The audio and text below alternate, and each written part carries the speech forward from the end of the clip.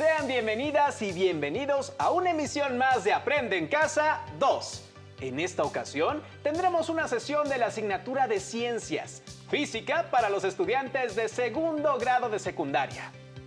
Para comenzar, le damos la bienvenida a la profesora Janet Mendoza Romero, que se encargará de guiarnos en esta sesión. ¿Qué tal? Soy la profesora Janet.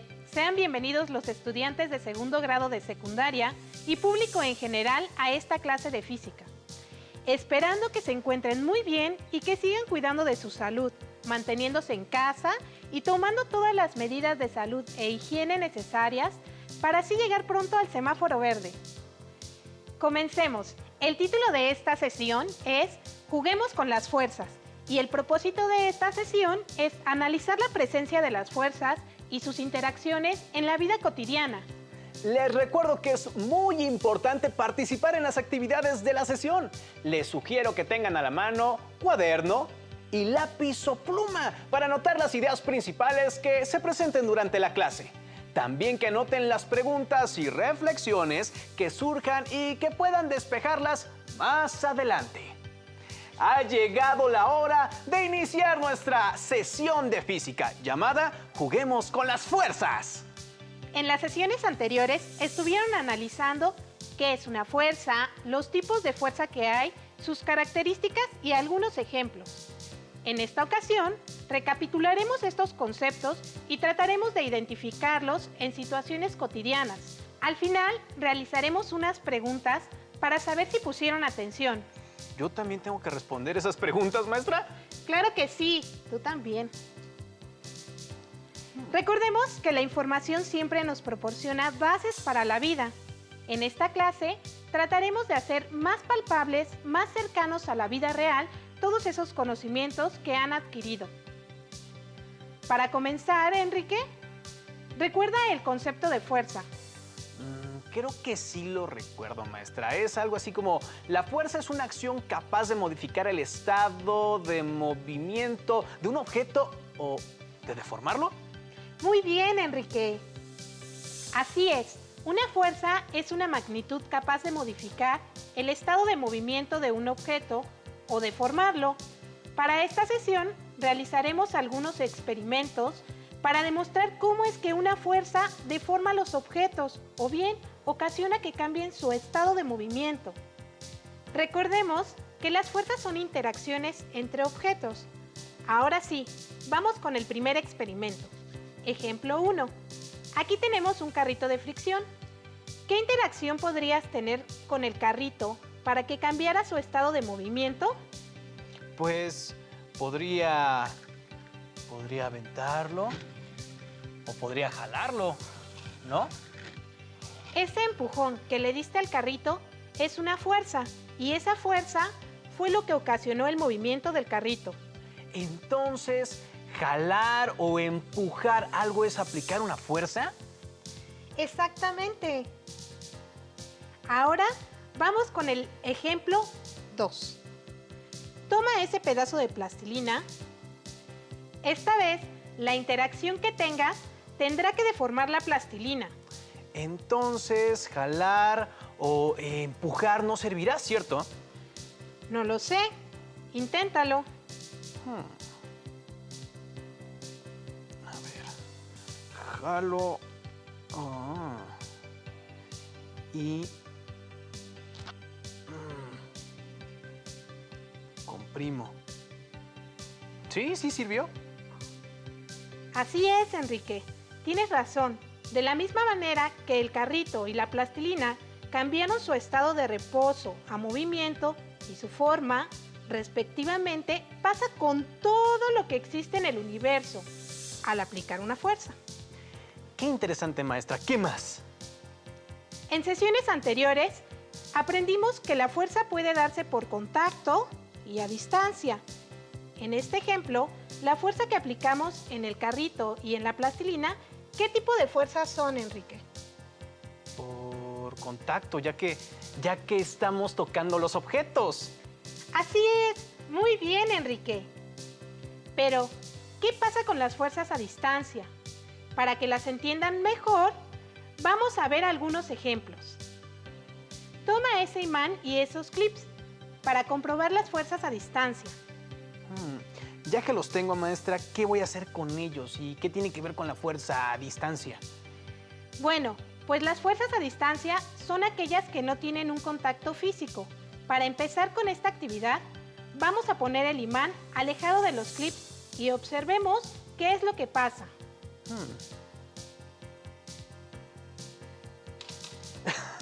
Bueno, los clips se mueven y se empiezan a acercar al imán.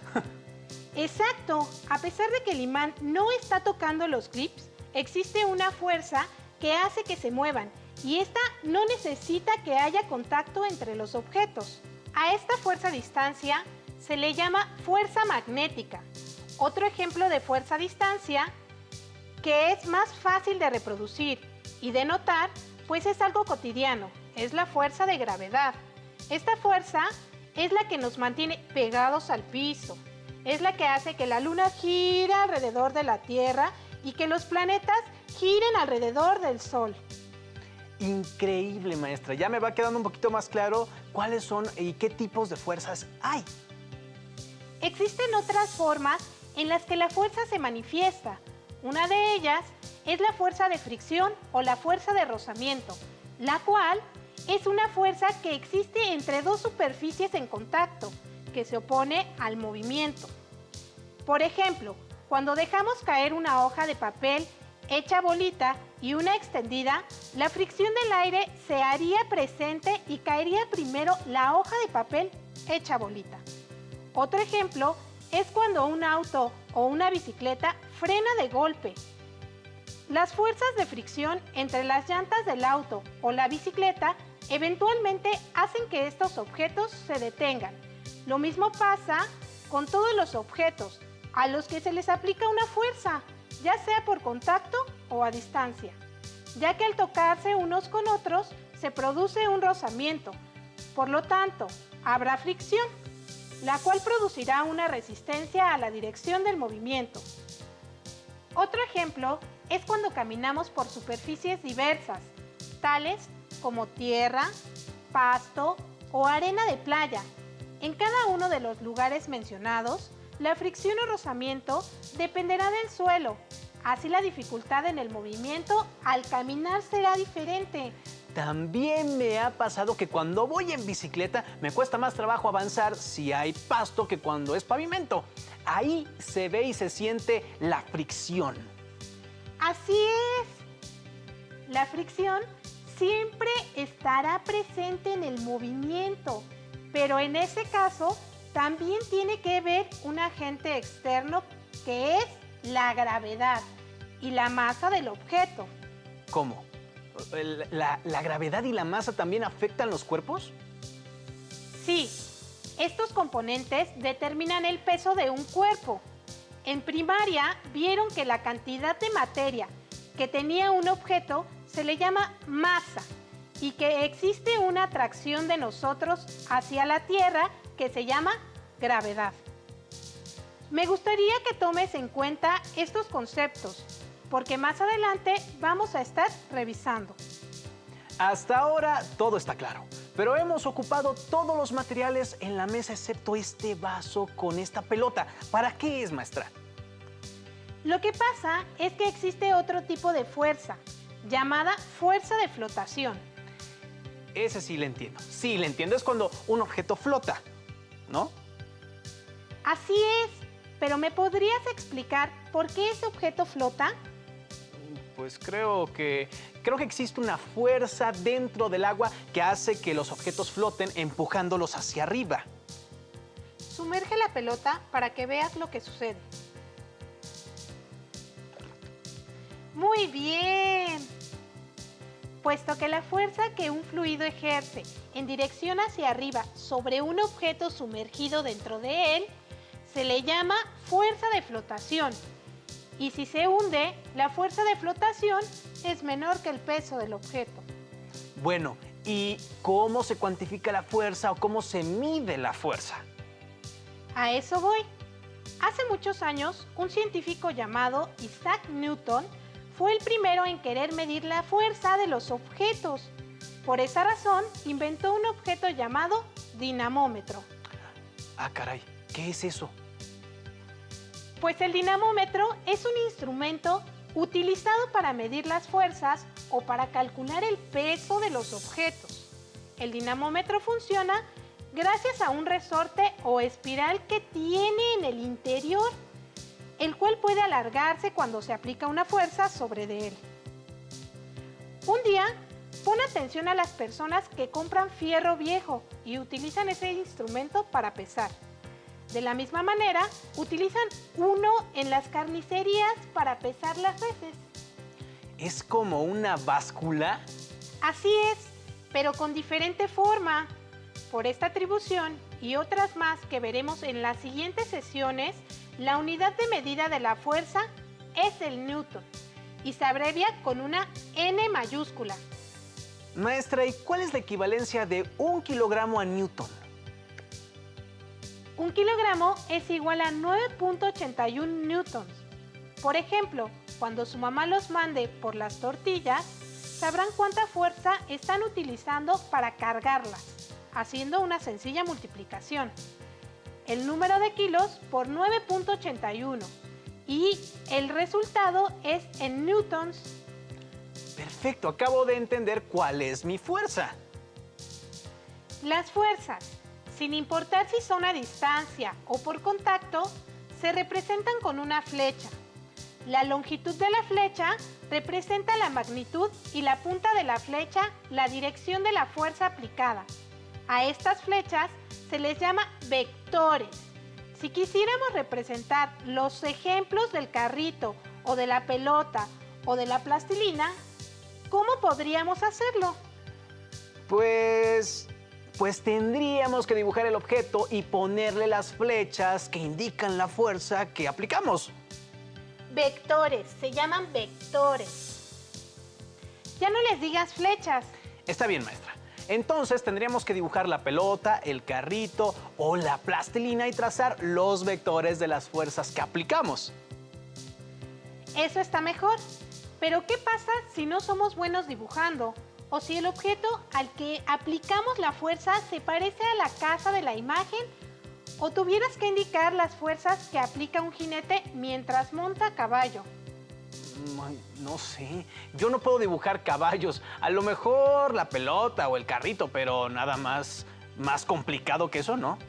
A lo mejor muchos estudiantes sí pueden hacerlo, pero seguro se enfadarían después de dibujar el segundo caballo.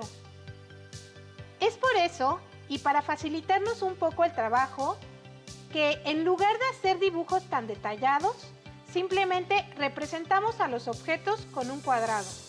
Y las fuerzas que se ejercen sobre el objeto se indicarán desde el centro de este cuadrado. A este tipo de diagramas se le conoce como diagrama de cuerpo libre. Por ejemplo, al trozo de plastilina aplicaste dos fuerzas hacia los lados y la fuerza de gravedad, apuntando hacia abajo, estaba presente. En el caso de la pelota, que flota, las dos fuerzas que actuaban sobre la pelota eran la fuerza de gravedad hacia abajo y la fuerza de empuje o flotación hacia arriba. Ahora que conoces algunos tipos de fuerzas, te invito a que veamos el siguiente video en el que nos explican la manera gráfica de representar los diferentes tipos de fuerzas en algo que se conoce como diagrama de cuerpo libre. ¡Corre video!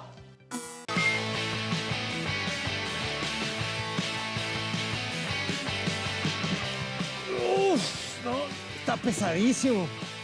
Que necesito ayuda. A ver, una vez más. 1, 2, 3. No voy a poder. La situación en la que se encuentra Emanuel es la de una persona ejerciendo una fuerza sobre un cuerpo. Para representar las fuerzas que actúan sobre un cuerpo, se utiliza un diagrama de cuerpo libre, el cual facilita identificar las fuerzas que intervienen sobre diferentes objetos. Las fuerzas se representan a través de flechas, a las cuales se les denomina vectores, y tienen magnitud, dirección y sentido. Cuando un cuerpo está apoyado en una superficie, se identifican dos fuerzas. Un tipo de fuerza es el peso el cual se identifica con una letra W minúscula y en cursiva, y se representa con un vector en posición vertical con dirección hacia abajo. Otro tipo de fuerza es la fuerza normal, misma que se representa con una letra N mayúscula y que se define como la fuerza que ejerce una superficie sobre un cuerpo apoyado sobre ella. La fuerza normal es de igual magnitud y dirección que el peso, pero en sentido contrario. Esta fuerza se relaciona con la tercera ley de Newton, también conocida como ley de acción y reacción, ya que la superficie ejerce sobre el cuerpo una fuerza de la misma magnitud y de sentido contrario. Ahora bien, si un objeto está suspendido en lugar de estar apoyado en una superficie, entonces la fuerza que contrarresta al peso es la fuerza de tensión, pero en sentido contrario. La fuerza de tensión se representa con una letra T mayúscula. Veamos algunas situaciones en donde las fuerzas actúan sobre los diferentes cuerpos y la manera en que estas situaciones se representan en un diagrama de cuerpo libre. Observa la caja que está sobre la mesa. En esta situación hay dos fuerzas actuando sobre la caja y la mesa. Estas fuerzas son el peso y la fuerza normal. Para hacer el diagrama de cuerpo libre, se utiliza un plano cartesiano, sobre el cual se trazan los vectores que indican la magnitud, el sentido y la dirección de las fuerzas. ¿Has roto una piñata? Observa la piñata que está colgada del techo, esperando el momento de la acción.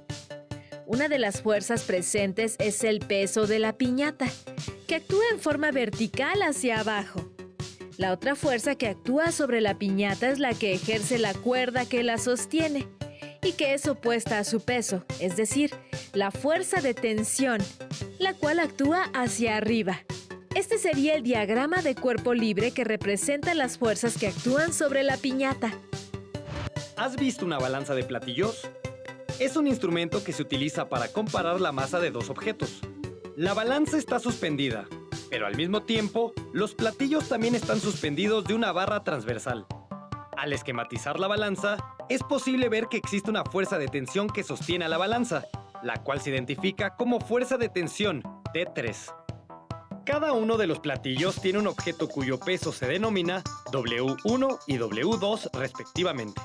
Cada platillo está sostenido por una fuerza de tensión, que se identifica como T1 y T2. La suma de estas dos fuerzas da como resultado el valor de la fuerza de tensión de toda la balanza, es decir, T3. Ahora, al representar las fuerzas en un diagrama de cuerpo libre, es posible ver que el eje de las X del plano cartesiano es el punto donde convergen las fuerzas y también donde cambian de sentido. Otro ejemplo. ¿Alguna vez has jugado en el sube y baja? En este juego, la fuerza que equilibra los pesos de los niños es el apoyo del sube y baja. A esta fuerza se le puede llamar A, mientras que el peso de los niños se puede representar como las fuerzas W1 y W2. Ahora, al representar las fuerzas en el plano cartesiano con un diagrama de cuerpo libre, es posible observar que el eje de las X corresponde con la barra del balancín, que los vectores que representan el peso de los niños quedan por encima del mismo eje de las X en sentido vertical y con dirección hacia abajo, y que la fuerza que ejerce el apoyo se representa con un vector debajo del eje de las X con sentido vertical, pero dirección hacia arriba. ¡Qué interesante! Identificar y representar en un diagrama las fuerzas que mantienen a un cuerpo en equilibrio siempre será de utilidad para resolver algunos problemas. ¿Te atreverías a representar las fuerzas involucradas en una situación que te sea cotidiana a través de un diagrama de cuerpo libre?